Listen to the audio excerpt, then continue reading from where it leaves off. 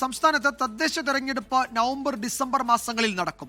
Voter പട്ടിക ഒരു തവണ കൂടി പുതുക്കുമെന്ന് സംസ്ഥാന തെരഞ്ഞെടുപ്പ് കമ്മീഷണർ ഷാജഹാൻ അറിയിച്ചു.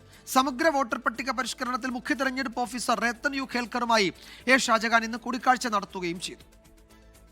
തദ്ദേശ സ്ഥാപനങ്ങളിലേക്കുള്ള ഇലക്ഷൻ നടക്കുന്നത് നവംബർ ഡിസംബർ മാസങ്ങളിലാണ്.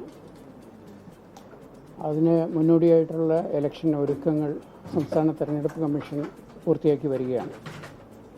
സംസ്ഥാന തെരഞ്ഞെടുപ്പ് കമ്മീഷൻ്റെ മേൽനോട്ടത്തിലാണ് കമ്മീഷൻ്റെ പ്രധാനപ്പെട്ട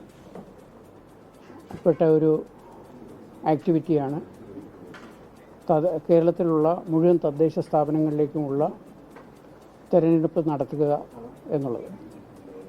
1995 മുതൽ ഓരോ 5 വർഷം കൂടുമ്പോഴും സംസ്ഥാനത്തെ മുഴുവൻ തദ്ദേശ സ്ഥാപനങ്ങളിലേക്കുമുള്ള ഇലക്ഷൻ സൈമിൾട്ടേനിയസ് ആയിട്ട് ഒരേ സമയം തന്നെ നടത്തുകയാണ്.